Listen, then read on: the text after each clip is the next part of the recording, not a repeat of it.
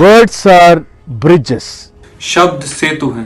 अल्फाज दिलों को और इंसानियत को जोड़ने का एक अजीम और तरीन पुल है। വാക്കുകൾ പാലങ്ങളാണ്. लफ्ज़ सरी कदलदारान वहीनथुन आखर हमार मेल सन आखर हमार जोड़ শব্দই সমন্বয়ৰ হেতু Cocktail rock, yakraise. Thuhi inkung kaina siam tu ani. Ajrahana apati kisale. ग्राउथाइनिंग याउक्राई शब्द सेतु हुन. शब्दां दी सान। Good evening, everyone. On behalf of our festival co-directors Namita Gokhale and William Dalrymple and festival producer Sonjoy Roy and all of us at Teamwork Arts, I welcome you back for another episode of Jaipur Literature Festival's Words Are Bridges.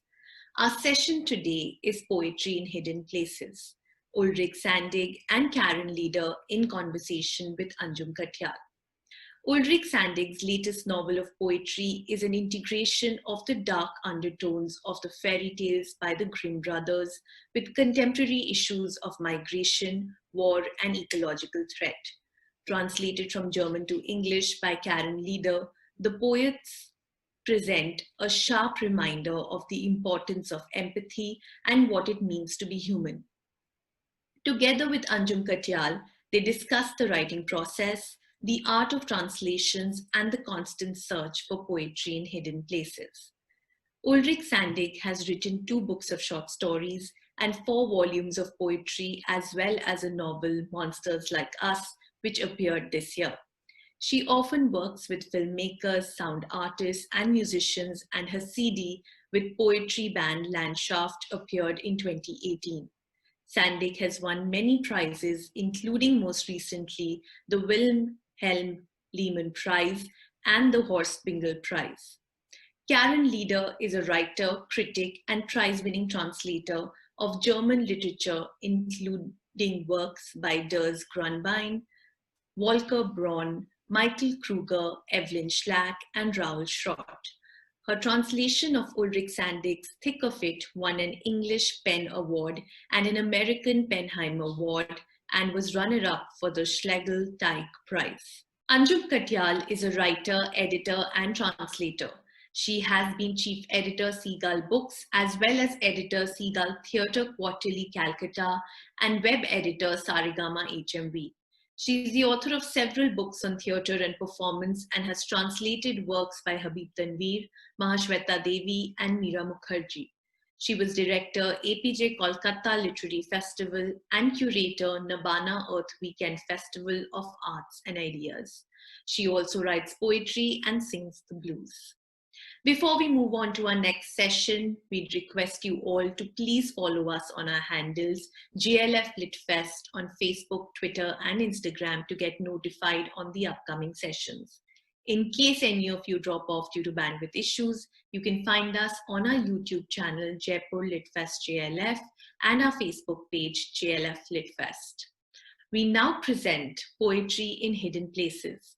Ulrich Sandig and Karen Leader in conversation with Anjum Katyal. Welcome everybody and thank you for that wonderful introduction. This is an evening which is dedicated to discussing the exciting work of Ulrika, and I deliberately say work because she crosses so many different kinds of genres in her creative output. She's a poet, she's written prose, she's a musician, she's had radio programs out, she's had YouTube videos out. So there's a lot of crossings that happen in the course of Ulrika's work, and that's going to be very exciting today to discuss with her translator Karen. And Karen has been actually working quite closely with Ulrika now for more than 1 volume of work. So it's always lovely to be able to talk to 2 people who actually have a relationship that's built over time, especially when it comes to translation. So that's, I think, going to be a very valuable input in today's conversation about translating, which is about bridges and about crossings and about, you know, making connections and recognizing differences. So having said that, I'd like to plunge straight in by asking Ulrika and Karen about the beginning of your work together. I read somewhere, Karen, that you wrote how there was a kind of visceral excitement to watching Ulrika's work, which actually made you want to translate her. And I always feel that starting from a position of desire and passion for the work is a wonderful way of starting to translate, especially when you're working with poetry.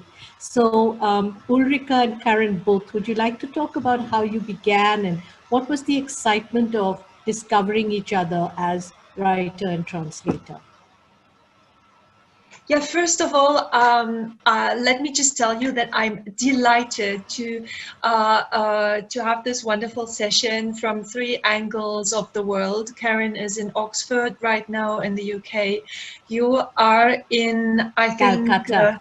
In Kolkata. Calcutta, yes. And I'm in yes. Berlin, Germany. So it's incredibly great that we made it here to meet the 3 of us and to meet with all the listeners and with the public who is watching us. So hi to everyone.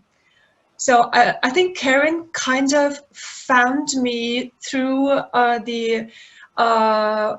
through an Australian literature magazine entitled Sports, wasn't it, Karen? Yes, but it's New Zealand magazine. Ah, yes, New Zealand. Wow. So that's like geographically at the other end of the world from where both of you are. That's interesting. So tell us about that, Karen. It's a 4th corner, isn't it? So yes, I was commissioned to New Zealand was the guest country at the Frankfurt Book Fair in 2012, and I was asked to curate a small collection of German poems for this wonderful poetry magazine, New Zealand poetry magazine called Sport. And I started by looking through recent anthologies and collections to see kind of what new poets were developing, and I found about 6, but Ulrika just immediately stood out. I was so excited by her work. It sounded unlike anything else. I think that's really important. It was a kind of new sound, but also it was a sound I personally identified with. I felt that it was very close to something I'd like to sound like in verse. And so after I'd done the work for this and translated 6 poems, I think, or a few poems, I then wrote to her separately and said, please, can I work with you? So yes, we've been working together for nearly a decade. Right. And Ulrika, what have you found exciting about the relationship between you and this particular translator?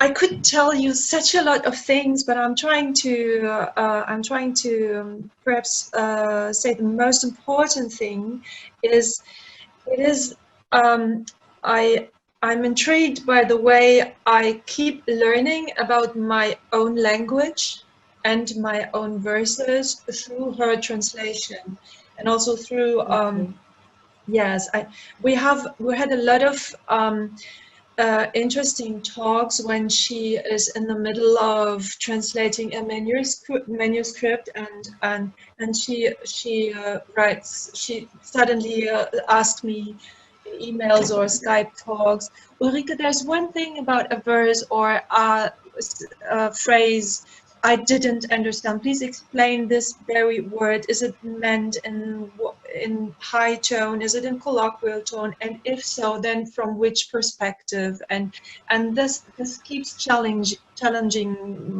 me in an intellectual as well as emotional way, I'd say. And also in the end, Karen's translations are very British in a way.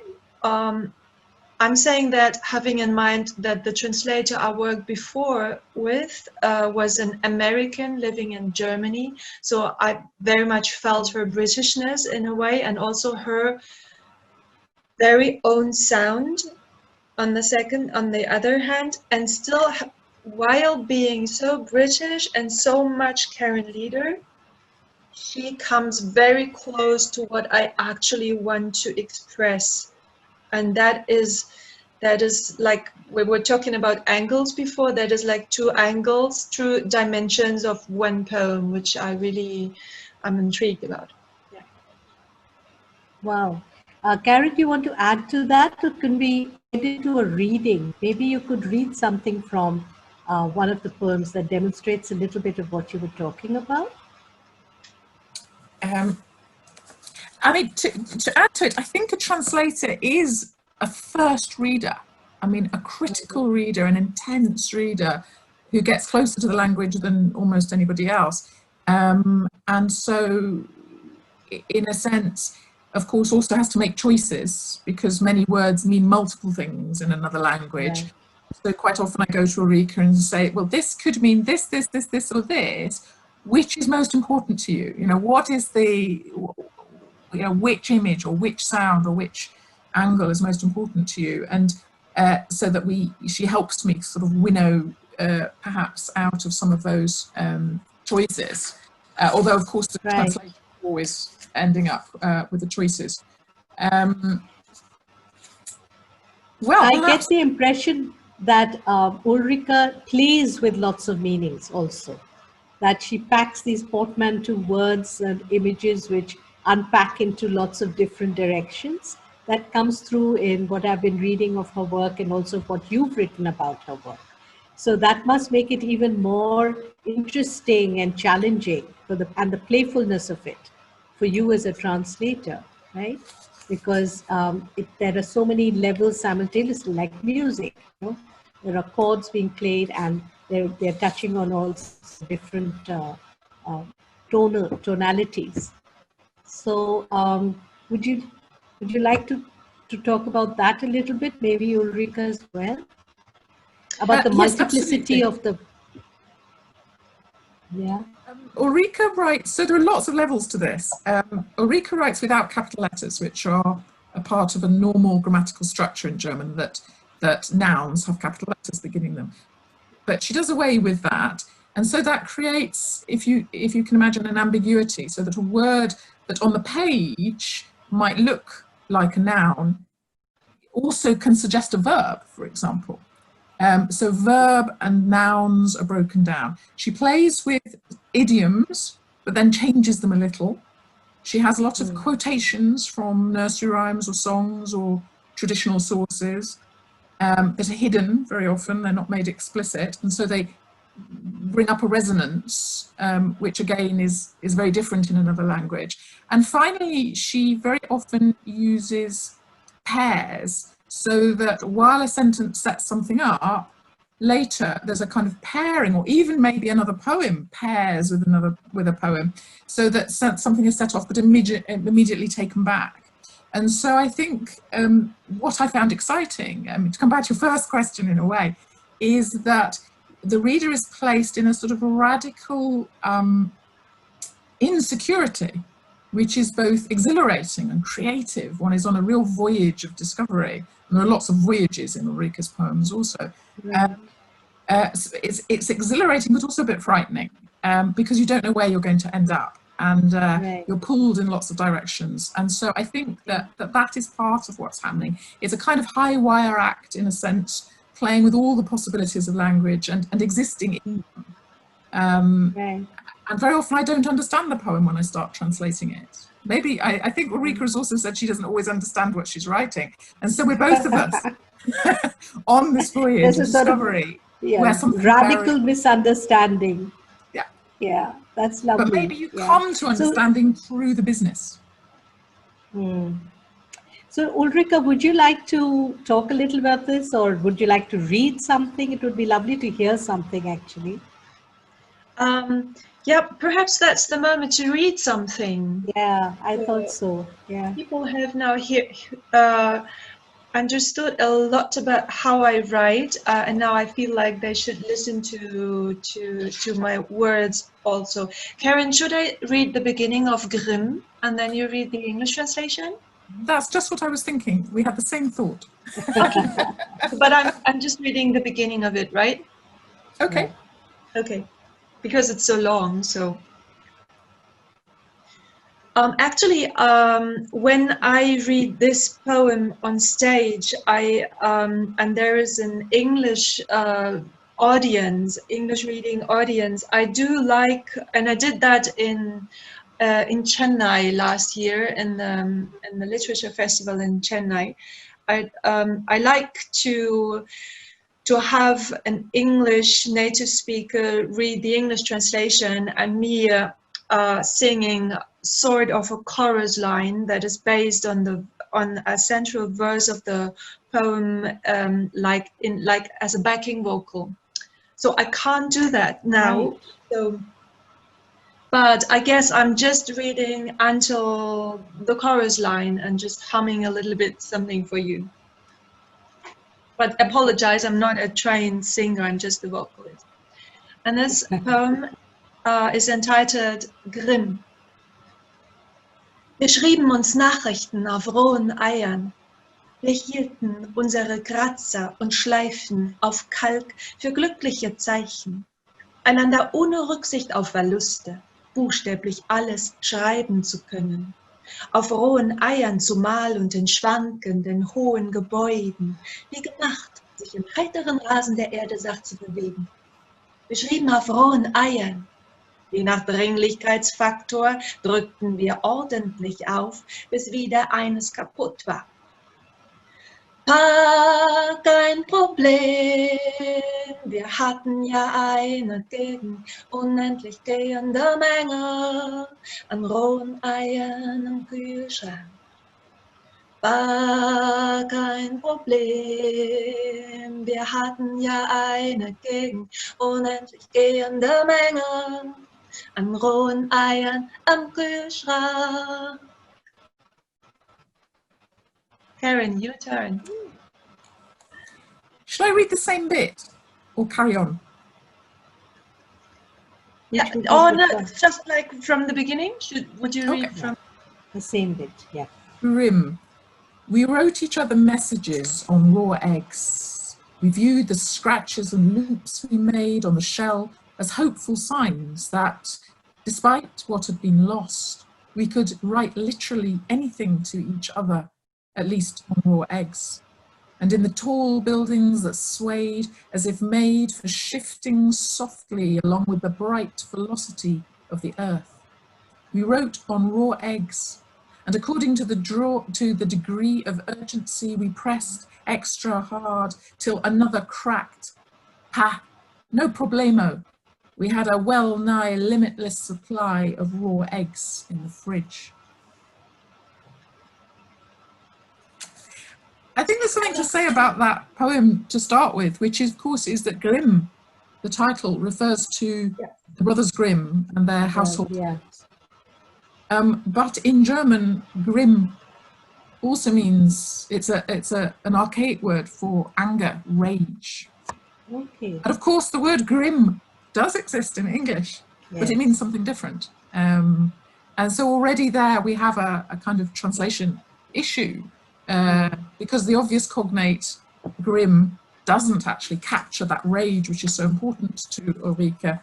And so I had to find ways of moving around that. And in this poem, I did, in fact, the last line finishes with the word grim in German, and I ended up putting and rage most grim, which I hope gets something. But I entitled the poem Grimm, as in referring to the Brothers Grimm. Right, yes. With a double M. Yes. Yes, right. Yeah. Well, thank you. That was beautiful. And the little bit of singing at the end kind of just lifted the whole poem. I really envy you that you can move from the spoken word into the sung word. It just brings a sort of an extra dimension to the poetry. So thank you. And I was listening to this, I was thinking of the fact that Karen had also mentioned, and that is also clear in this poem, that there's a very strong link in your work between very, very contemporary issues that you're living in the thick of, in a sense, to quote from your last book of poems, but also with the past, with these inherited images, inherited references things that have lived with you for a long time. So I was wondering if you'd like to talk about that and how the past and the present sort of interweave, and as a writer and how as a translator you responded to that.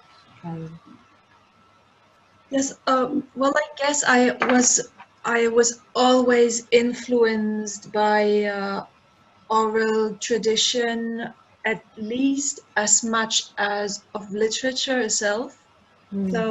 So as Karen mentioned before, there are lots of quotations of traditional songs or prayers or idioms that I slightly changed, or also Schlager songs, which I allude to, and this is something that that I'd say I've always worked that way, but in the recent years, since 5 or 6 years, I found myself being politicized because of everything that happened around Europe, because of the refugee crisis, mostly.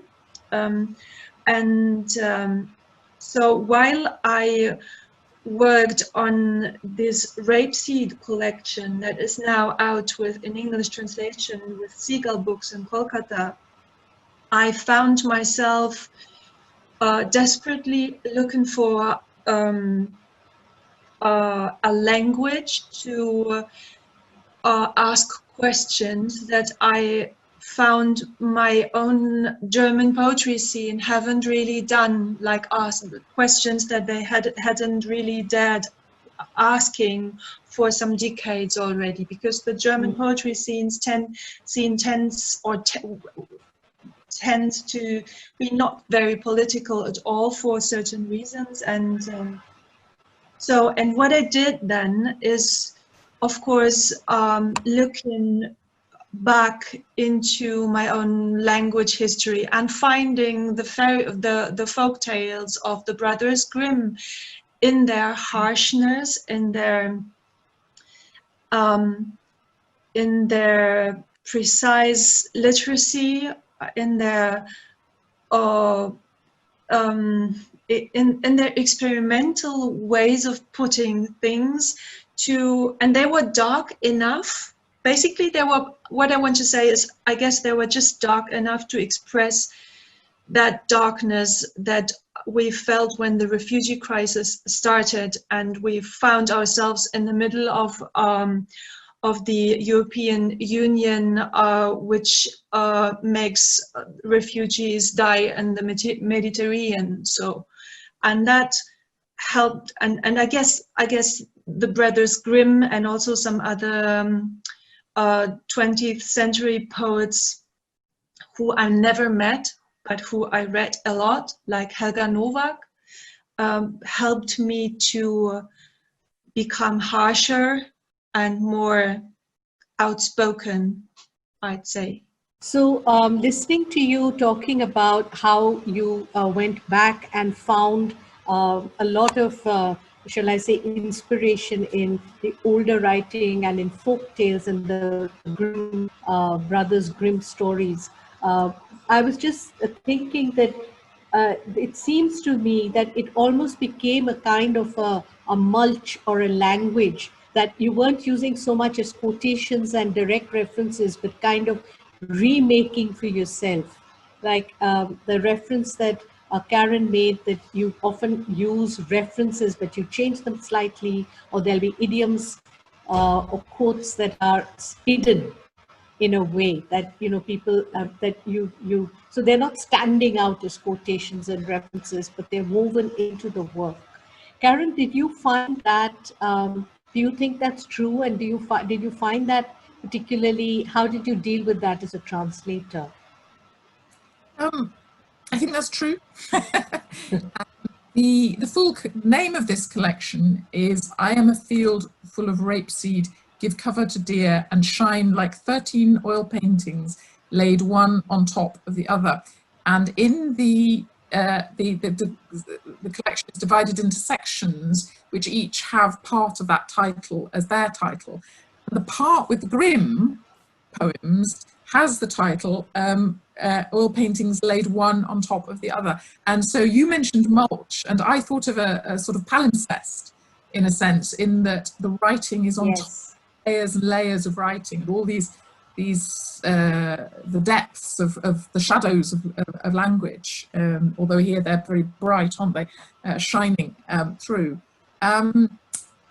Of course, it's difficult. So when Ulrike uses a snippet of a Grimm fairy tale, although of course they have a wide currency across the world, none of us respond to them in the way that Germans do, who are all, read them every night when they're growing up. Actually, I read my daughter them as well, so they are currency in our house. But of course, a translation doesn't carry that resonance, and so I use some notes in the collection to readers whereas German readers would hear something already. I think other readers just need that pointing out, and then they can go and find out about them if they want to, but they don't need to. And of course, idioms, yes, but idioms aren't the same in all languages, and so find a new game to play sometimes. Ulrike and I have talked about another poem in this collection, which is based on the beatbox in German, which is Pizzakatze, which is the sound you make when you're beatboxing. But in British English, you have a different thing: boots and kits, boots and cats. And so one poem which evolved around a cat going to eat a pizza had in English to become something about boots, inevitably. And so, but I hope eventually comes back to something that plays the same games. And so, yes, as a translator, one has to try and hear what's going on and find a way of recreating it, or in that mulch that you talked about, making it grow in a different way. Yeah. So, do you think, Ulrike, you'd like to read something? Yes. Yeah. I'm going to read a poem from the Grimm cycle again, and this poem is entitled Hans and Luck. I don't know how well known the Hans and Luck folktale is in India. I think some might remember that from that, because it's a children's story. So it's based, just to explain for the ones who don't know the story. So Hans is a young lad who learned a profession, and now after having been away from home to learn that profession, he's on his way back home. To his mother, who awaits him eagerly. And also she misses him, of course, but she also awaits him because he is to bring a little sack of money back home to her. And while he's on his way home, he loses everything he has, because he exchanges it firstly for a cow, I think, then for a pig, and it gets lesser and lesser and lesser, and in the end he only has a stone, and he drops the stone.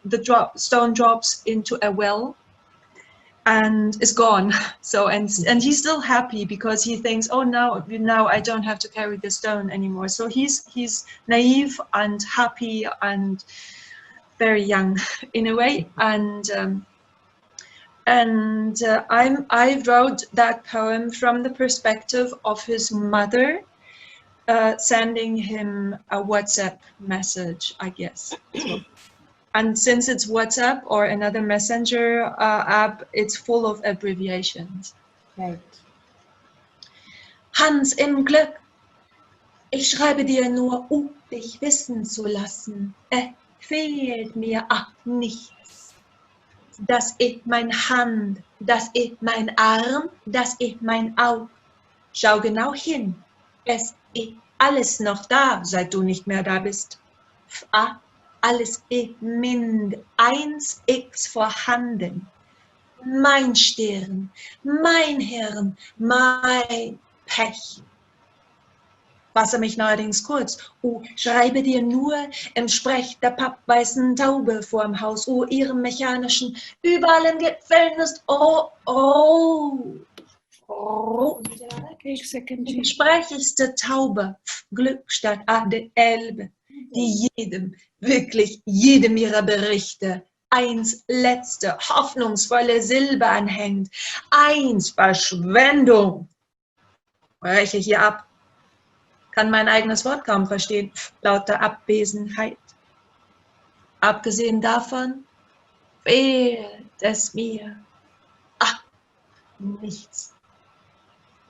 Lieber Hans, wie geht es dir? Wo bist du? Oh, oh, oh.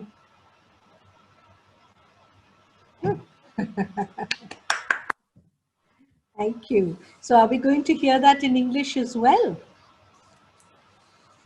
We could do, although it might make more sense just to see it as text.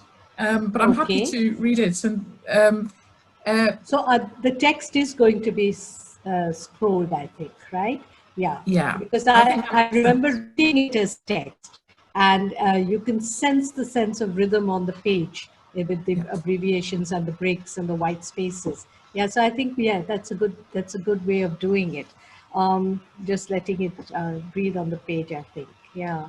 I'd like to add, Anjum, one thing which just came into my mind is that interestingly, this Hans in Luck poem has been brought into Kashmiri by a translation project that was curated by the Max Muller Bhavan a couple of years ago. And this Kashmiri translation got into the mighty hands of the singer and musician Muhammad Munim Nazir, who is the frontman of Alif, a fusion rock band based in Mumbai. He has found a beautiful musical version to this, very emotional, kind of melancholic, whereas my original poem is kind of ironic and funny, and he puts, being from a culture, Kashmiri culture, that is needs to deal a lot with exiled son who can't really see their parents very often. Right. So he decided to put this in a very melancholic way, to put stress on that. And this is also the interesting point about poetry translation, that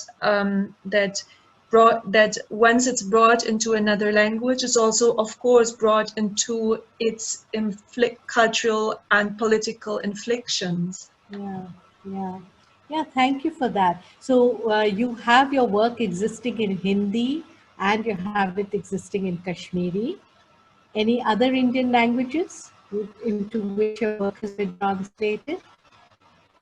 No, only English, Hindi, and Kashmiri so far. And if music is a language, then music definitely is a language in India, I'd say, then that might be the fourth language. Yeah, that's wonderful.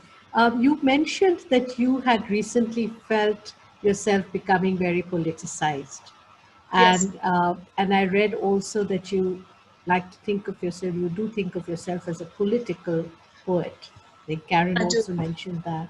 So maybe we could talk a little bit about that, and also whether that's a point of connect with Karen when you're translating, because the poetry is not overtly political in the way that we've often been trained to think of political writing, as very direct, as rather polemic, and it's communicating a message very almost like way. That's a very traditional understanding of political positions. Your poetry is much more complicated and layered than that, and so it would be interesting if you could talk about this particular aspect of it. Whichever one of you wishes to go first. Yeah, Karen, go for it. That's such a complicated topic, I'd say, mostly also from the German perspective, because I think German poets are are specifically shy when it comes to political writing because of the poets in the 60s and 70s who were very outspokenly political but couldn't change a thing, which was of course disappointing for the scene and also kind of embarrassing also because some of them proved explicitly wrong when I just think about Günter Grass. So that might be a reason that for German poets being a bit hesitant when it comes to political writing, but that has been changing since 2014, since the beginning of the refugee crisis, I'd say. Yeah. So I guess my writing turning to be out to be more political is very typical for my generation and the younger ones, I'd say. Well, Karen, I guess you can add something to that. I think that's right. But I suppose I'd add that poetry isn't poetry if it's utterly direct. Actually, it becomes propaganda, doesn't it? And we've got examples of propaganda poetry in the past. But I think Ulrike's poems do sometimes mention political truths and political events and political places. But they're also political when they don't mention them. So there's a poem about torture in Abu Ghraib, for example, and other US detainment camps, or there's a poem about the Idomeni refugee camp, for example. So there's a very specific angle. But I think actually the real power of Ulrike's poetry, the political power of Ulrike's poetry, is in questioning the norms through language. And it renders language into a political tool without it being party political or without it being overt. But it shows that how language can be manipulated by various realities. And so Ulrike tests it out and undermines it and shows how it's become caught up in kind of ideologies and shows it how it can be reused to question those ideologies. And she does that in a variety of very imaginative ways. And so I think, for example, in Britain, I don't know about the young poetry scene in India or in the various scenes, which there must be. In Britain, I think we tend to be less political and more ironic. And I think engagement or heartfelt engagement is often not quite understood, and it's looked at as naive. But I think one of the amazing things about Ulrike's engagement is that it's highly sophisticated, but also highly emotional and highly technically in tune. So again, I found that very sympathetic working with the German tradition, whereas I found myself a little bit alienated by the contemporary scene in Britain sometimes. Okay, that's interesting. I like the point you made about how the language itself becomes a sort of tool of the political thinking by questioning and by playing with it in a certain way. And Ulrike, I was just wondering, is there a lot of do you refer to Brecht in your mind somewhere when you play when you use language in that way? Where you set these several layers of distance, or you make it ironic. Is Brecht one of the sort of persistent references anymore, or is he sort of like lived out his usefulness as a Bertolt Brecht? No, she says, yeah. Sorry, I was looking. Yeah. You are asking. I had a short. Your voice was a bit crackling here, so I was asking if Bertolt Brecht was. Yeah, well, I was talking about Bertolt Brecht. If you felt that he was. Well, it's hard to. It's hard to do. It's hard to leave him. It's hard not to work on him when you write. When you're a German poet that is interested in performance, so you can't really avoid him. and Right. I have two souls for him, or one is for him, one is against him, because I think you can't not be influenced by Brecht's dramatic pieces, and as well as by his poems. When I studied, when I was a student of creative writing at the University of Leipzig, I spent a lot of time with his first volume, because I was so amazed by the fact that he even had the tunes and the scales of his, like he put his own poems into music, of course, and in the last part of his Hauspostille, of his first volume of poetry, he had put a couple of pages with the scales of his poems, which came very close to what I actually wanted to do, but wasn't yet able to do. Right. So I'm fascinated. I'm still fascinated by that. But of course, he is a man, and as a woman writer in German language, it's hard to you can't really appreciate his work because of all the things you know about the way he lived. Yes. And that patriarchic way to deal with your companion artists is a kind of work that I can't really avoid thinking about that when I read his work. So yeah, isn't it sad that there are so many brilliant men, writers and artists who've been, completely disgusting in their personal lives, and really find it hard to, sometimes I'm like, it's so hard to forgive that. It's like, why did you mess up your brilliant other work, which is so beautiful, by being this kind of a person in your personal life? But I know exactly what you're talking about, Ulrika. Karen, you're looking very thoughtful. Do you agree with that?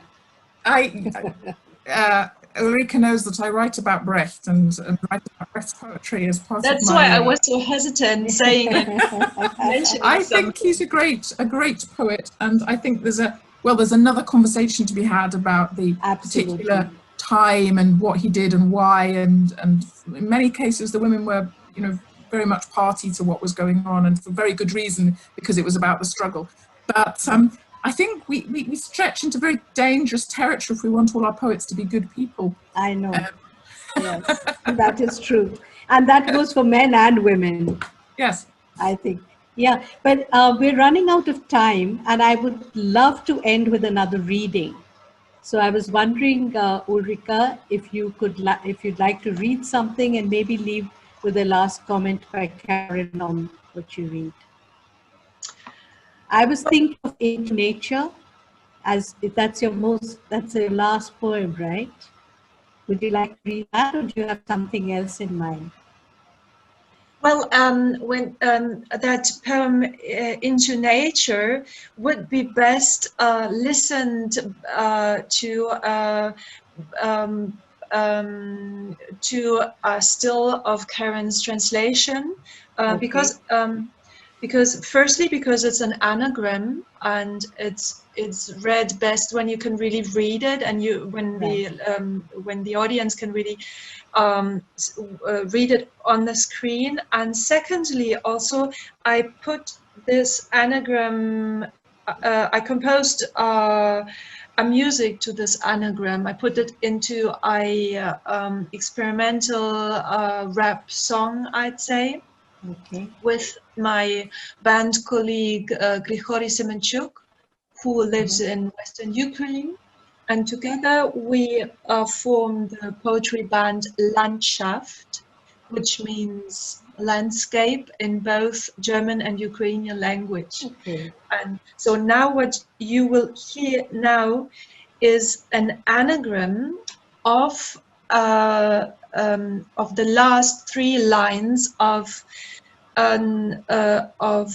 Emma McGordon, who is a British performance poet. And the lines go as follows. I need to remember the lines now without the music. My tongue is a needle, and I am true north, telling lies. So, and for those who are not very sure what an anagram is, just to make sure that everyone knows what it is, I took the numbers of letters and characters of these lines, put them as, so these lines form my first line of the poem, and I put the number and type of characters to form new lines of it. So every line consists of the characters of the first line. That's an anagram. Did I put that Wow, right? that must have been easy to do, Karen. Yeah, exactly. So Exactly. shall we? But shall we hear it and then talk about it?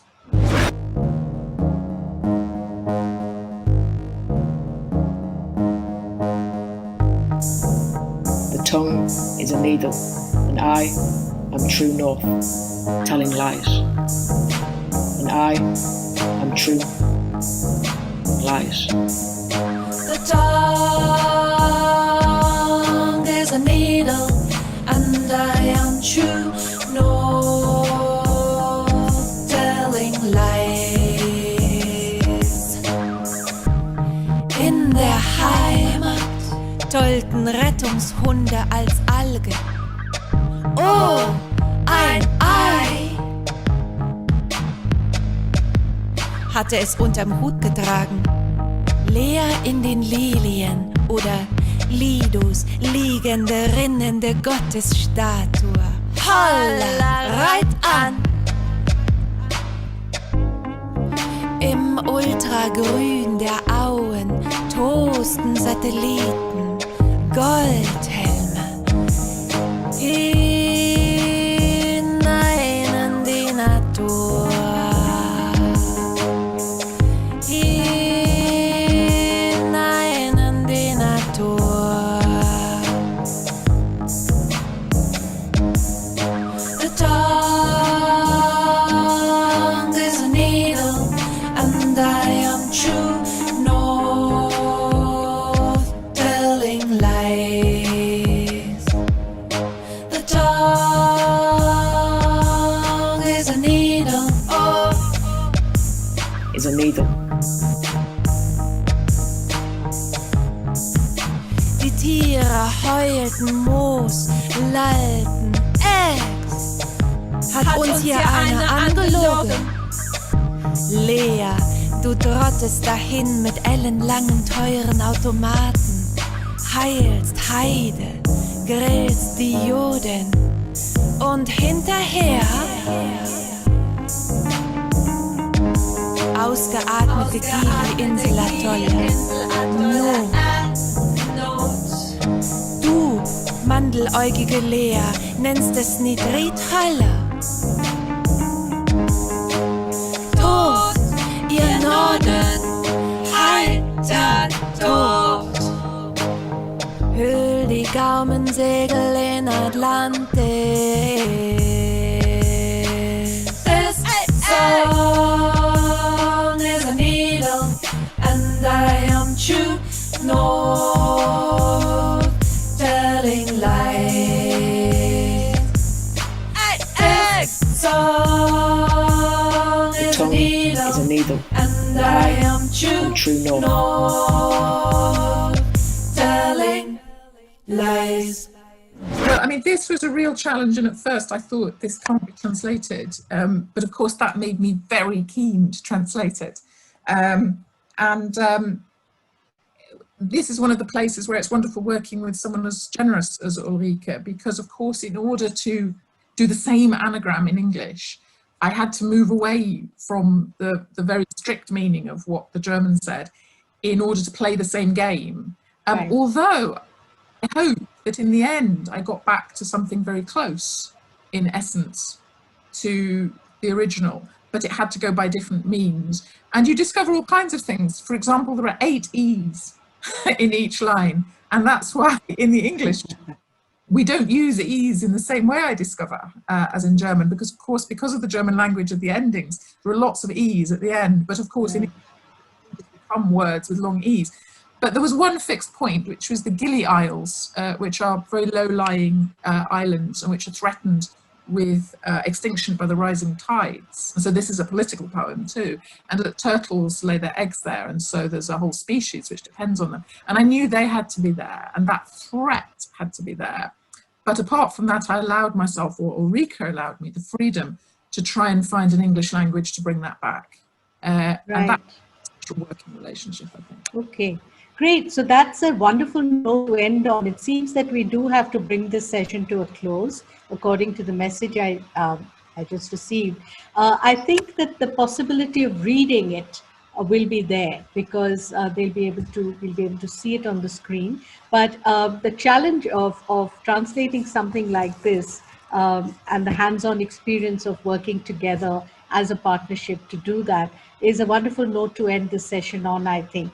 Session on translation. So I'd like to thank you both very much. I've thoroughly enjoyed the conversation, and I hope that I'll continue to be able to read more of your work as it comes out.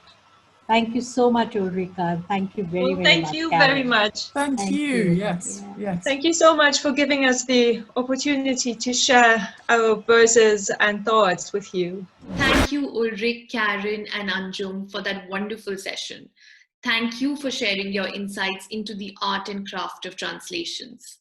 And if you all have enjoyed the session, please do share with your friends and on your social media pages. Thank you all for watching and being such a lovely audience. We promise to be back next week for another exciting session of Words Are Bridges. Good night. Thank you.